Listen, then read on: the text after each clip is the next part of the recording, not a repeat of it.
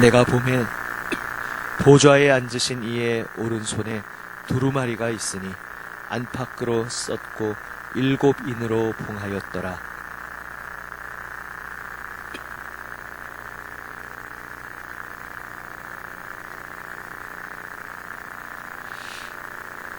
하늘 위에나 땅 위에나 땅 아래에 능히 그 두루마리를 펴거나 보거나 할 자가 없더라.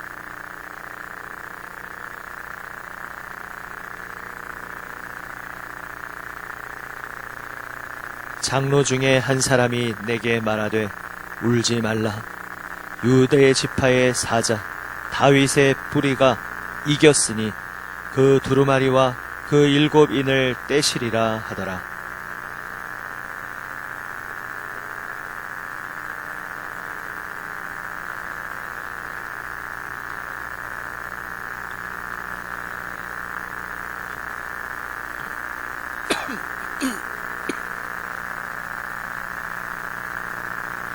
그 어린 양이 나와서 보좌에 앉으신 이의 오른손에서 두루마리를 취하시니라.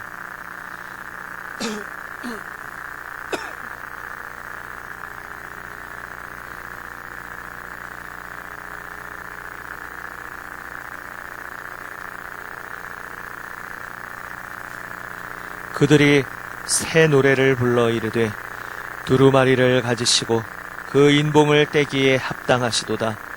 일찍이 죽임을 당하사 각 족속과 방언과 백성과 나라 가운데에서 사람들을 피로 사서 하나님께 드리시고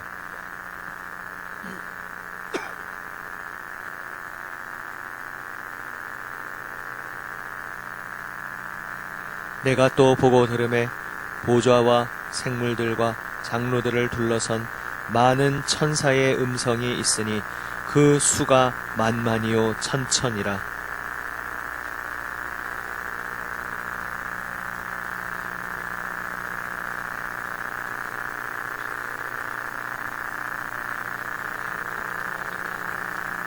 내가 또 들으니 하늘 위에와 땅 위에와 땅 아래와 바다 위에와 또 그 가운데 모든 피조물이 이르되 보좌에 앉으신 이와 어린 양에게 찬송과 존귀와 영광과 권능을 세세토록 돌릴지어다 하니 내 생물이 이르되 아멘 하고 장로들은 엎드려 경배하더라.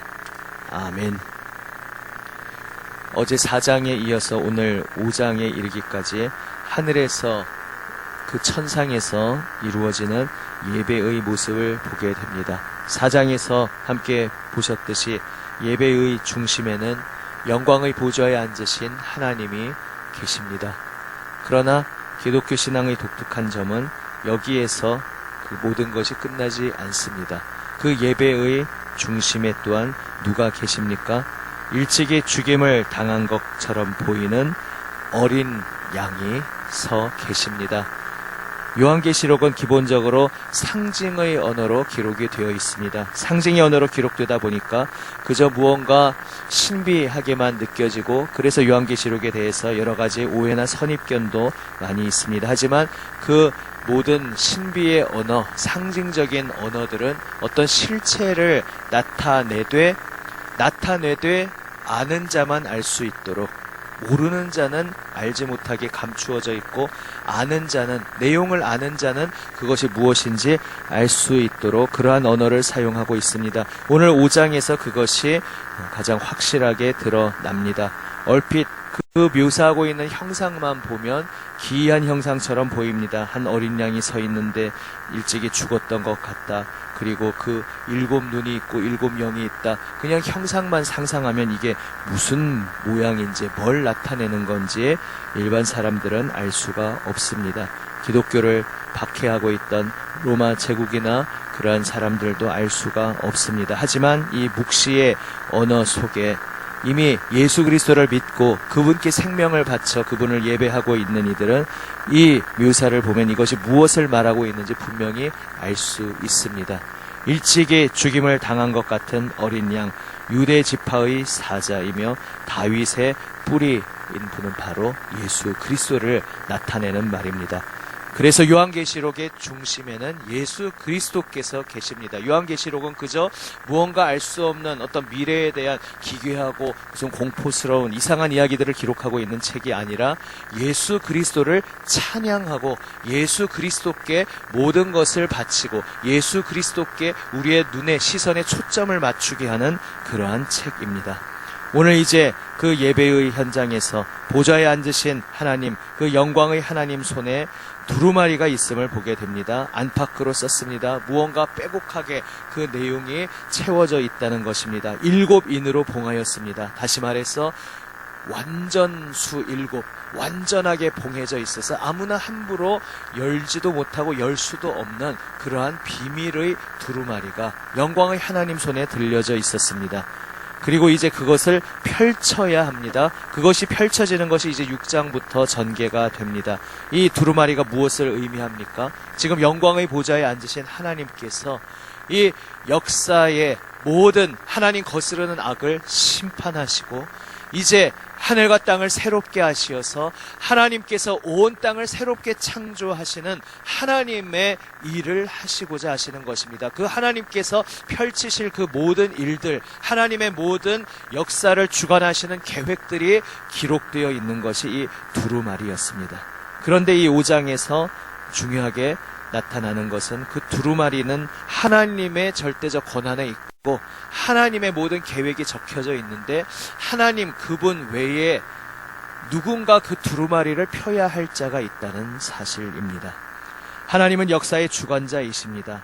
그러나 하나님 앞에서 온 세상 모든 인류는 죄인으로 그분의 심판 아래 처해 있는 존재입니다. 그러므로 이 두루마리를 펴기 위해 하나님과 인간 사이의 중보자, 화해의 역사를 이루실 분, 이 온 세상을 새롭게 창조하시고자 하시는 것은 하나님의 의지인데 이 온 세상이 새롭게 창조될 수 있도록 정결케 하고 새롭게 하고 하나님 품으로 인도할 수 있는 중보자의 존재가 필요한 것입니다. 그런데 처음에 요한계시록을 선언합니다. 이 세상 어디에도 그 역할을 감당할 이가 없더라. 이제 나중에 보면 정말 없는 것은 아닌데 왜 이 앞에서는 없다고 이야기합니까? 하나님께서 특별히 행하신 하나님의 역사, 하늘로부터 임하시는 하나님의 어떤 주도적인 역사가 아니고서는 우리 사람으로부터는, 우리 죄인으로부터는, 이 세상으로부터는 그 역할을 감당할 존재는 있을 수 없었다는 것입니다.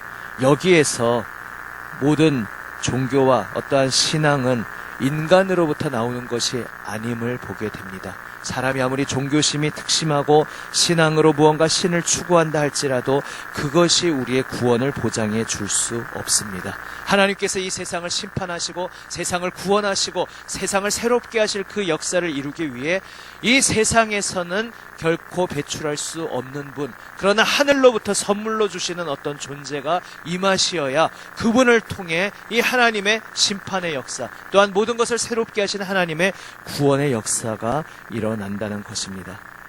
그러한 존재가 보이지 않아서 요한은 이 환상 가운데에서도 통곡하며 웁니다. 왜 그렇습니까? 하나님의 구원을 간절히 기다리는 하나님의 백성으로서 하나님의 구원의 역사가 이제 세상 악을 심판하고 하나님의 새로운 세상을 이룰 그 하나님의 창조의 그 날을 간절히 기다리고 있는데 그 일을 해줄 존재, 하나님과 인간 사이에 서서 그 역사를 이룰 택함받은 자가 하나도 정말로 없단 말입니까? 그러면 이제 우리들은 어떻게 하는 것입니까? 이 세상은 어떻게 되는 것입니까? 그는 통곡하였습니다. 그때 선언됩니다. 유대 지파의 사자 예수 그리스도는 유대 지파를 통하여 오셨습니다.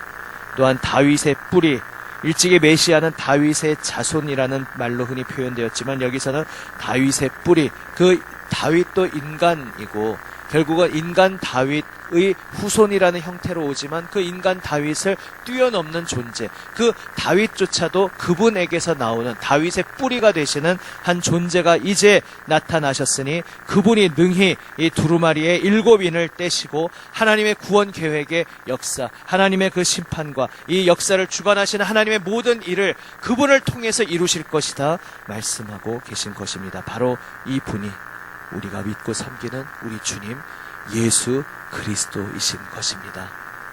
그 주님께서 놀라운 일을 행하셨습니다. 무엇이라고 표현하고 있습니까? 5절 말씀을 다시 한번 함께 읽습니다. 5절입니다. 장로 중에 한 사람이 내게 말하되 울지 말라. 유대 지파의 사자 다윗의 뿌리가 이겼으니 그 두루마리와 그 7인을 떼시리라 하더라. 아멘. 이겼다, 승리하셨다 말씀하고 있습니다.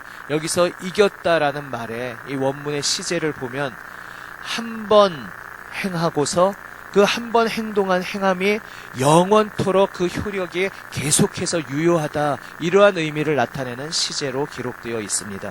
예수 그리스도께서 이 땅에 오시어서 그 십자가에 달리심으로 보혈 흘리시고 그 생명을 내어주심으로써, 그리고 죽음의 권세를 깨뜨리시고 부활 승리하신 그 유일회적인 사건, 단 한 번의 사건으로 모든 죄와 사망의 권세를 다 깨뜨리시고 승리하셨다는 사실입니다. 부활 승리하신 그 승리가 영원토록 이제 유효하다는 것, 그리고 그 승리가 우리에게 은혜로 선물로 주어진다는 말씀입니다. 우리가 이 세상 살아가면서 나 자신의 연약함으로 인하여, 또 세상의 각박함과 부조리함으로 인하여 실망하고 낙심하고 혹은 분노하고 혹은 주저앉아 일어날 힘조차 없는 것처럼 느껴질 때가 있습니다. 그때 오늘 이 말씀을 기억하시기를 바랍니다. 우리 속에서 구원이 나오는 것이 아니라 하나님께서 허락하신 하나님의 어린 양, 바로 우리를 위해 생명을 내어주시고 우리를 위해 부활 승리하신 예수 그리스도께서 그 단 한 번의 십자가 죽음과 부활의 역사로 승리하셨다는 사실, 그 승리가 확실하게 이루어졌고 성취되었고 그 승리는 영원토록 유효하다는 것, 그 승리가 그 주님을, 예수님의 이름을 부르는 이에게, 내가 예수님의 이름을 부르고 주님만을 의지할 때 그 하나님의 승리, 예수 그리스도의 승리가 나에게 선물로, 은혜로 주어진다는 것을 기억하시기를 바랍니다. 아멘. 이제 그 어린 양을 모든 피조물이 찬양합니다. 그런데 특별히 이 찬양의 장면에서 의미심장한 장면이 또한 나옵니다. 8절 말씀입니다. 8절을 함께 읽습니다. 그 두루마리를 취하심에 내 생물과 24 장로들이 그 어린 양 앞에 엎드려 각각 검은고와 향이 가득한 금 대접을 가졌으니 이 향은 성도의 기도드리라. 아멘. 검은고를 가졌다 하면 24 장로들이 그 예배의 중심에서 온 생명을 다해 하나님을, 또한 어린 양을 찬양하고 있다는 것입니다. 그래서 그 뒤에 9절부터 보시면 그 찬양의 여러 가지 가사들이 나옵니다. 그 찬양은 모두 무엇에 초점을 맞추고 있습니까? 예수 그리스도께 초점을 맞추고 있습니다. 9절에서는 일찍이 죽임을 당하시고 사람들을 그의 피로 사셔서, 값주고 사셔서 하나님 앞에 들이신 어린 양을 찬양합니다. 또한 그리하여 그 하나님 앞에 피로 산바된 하나님의 백성이 영원토록 땅에서 왕노릇하게 되었다고 그분이 행하신 놀라운 구원의 역사를 역시 찬양하고 있습니다. 12절에서는 죽임을 당하신 어린 양 예수 그리스도께서 능력과 부와 지혜와 힘과 존귀와 영광과 찬송을 받으시기에 합당함을 노래합니다. 그리고 13절에는 이제 앞서 나온 보좌에 앉으신 이와 함께 보좌에 앉으신 아버지 하나님과 또한 모든 이 하나님의 역사의 일을 행하시는 어린 양 예수 그리스도께 찬송과 존귀와 영광과 권능을 세세토록 돌릴지어다 고백하고 있습니다. 이 모든 찬양이 울려 퍼지기 앞서서 방금 읽으신 그 8절 말씀에서 그 찬양의 검은고와 함께 등장하는 것이 향이 가득한 금대접입니다. 그런데 이 향이 무엇이라고 분명하게 말씀하고 있습니까? 이 향은 성도의 기도드리라. 예배가 무엇인지 그 본질을 아주 극명하게 보여주고 있는 장면입니다. 4장과 5장에서 압도적으로 이미 우리가 본 것은 예배는 하나님으로부터 비롯되는 것입니다. 예배는 우리 소망이 없고 나의 힘으로는 무엇을 이룰 수도 없고 나의 힘으로는 하나님 앞에 갈 수도 없는 우리들, 그러나 영광의 하나님께서 그 어린 양을 세우시어서 그 어린 양 예수 그리스도의 죽음과 승리를 통하여 우리가 이제 그 영광의 보좌 앞에 이르게 되었다는 것, 이것이 예배의 본질입니다. 그런데 또한 그 예배에 있어서 아주 중요한 핵심 요소가 무엇이냐? 성도의 기도라는 것입니다.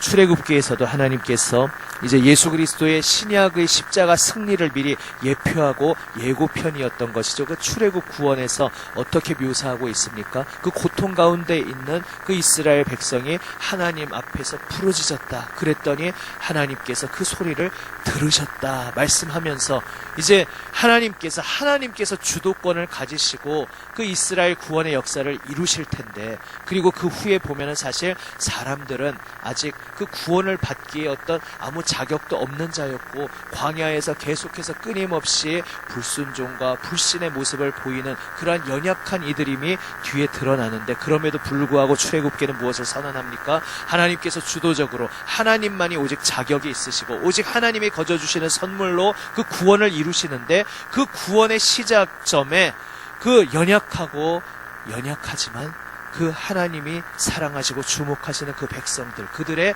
부르짖음이 있었고 그 부르짖음에 하나님이 귀 기울여 들으시면서 이제부터 구원의 역사가 시작되었다. 이것을 성경은 주목하고 특별하게 우리에게 이야기하고 있습니다. 우리가 예배로 모인다는 것 무엇입니까?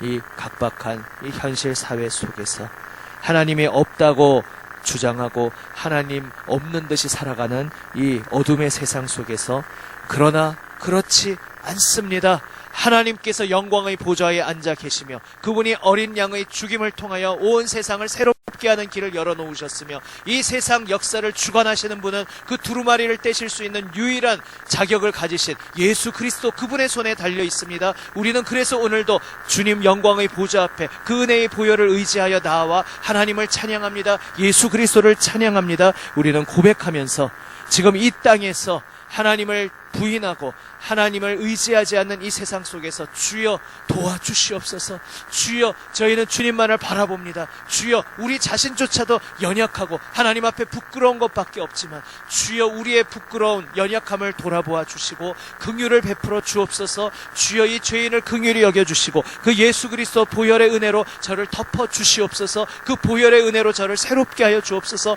그 보혈의 은혜로 하나님 이 세상을 새롭게 하여 주시고 그 새롭게 하신 하나님의 역사에 저를 하나님의 도구로 일꾼으로 사용하여 주옵소서. 그렇게 주님을 향하여 간절히 부르짖는 그 성도의 기도들, 우리들의 기도들을 하나님께서는 기다리고 계신다는 사실입니다. 그 기도를 받으시고 그 기도를 들으시고 이제 두루마리를 유일하게 떼실 수 있는 예수 그리스도, 그분께서 두루마리를 떼시며 그 기도의 향 가운데에서 하나님의 이 세상을 심판하시고 이 세상을 새롭게 하시고 구원하시는 그 하나님의 놀라운 일이 일어난다는 것입니다. 그러므로 기억하시기를 바랍니다. 때로는 오랜 세월 기도하는데 무언가 내가 기도하고 있는 제목 중에 무언가 눈의 열매로 나타나지 않는 것처럼 여겨지고, 그래서 무언가 힘이 빠지고 낙심하게 되는 것 같은 때에 기억하시기를 바랍니다. 하나님께서는 우리의 기도를 귀중하게 향으로 받고 계십니다. 하나님께서는 우리의 기도를 받으시고 그 기도를 통로로 사용하시기를 기뻐하십니다. 아무 힘도 없는 연약한 우리들인데 우리를 사랑하시어서 우리의 부르짖는 그 기도를 들으시고 그 기도에 귀 기울여 들으시면서 우리의 삶 속에서 비로소 역사하시기를 기뻐하시는 하나님이시라는 사실을 기억하시기를 바랍니다.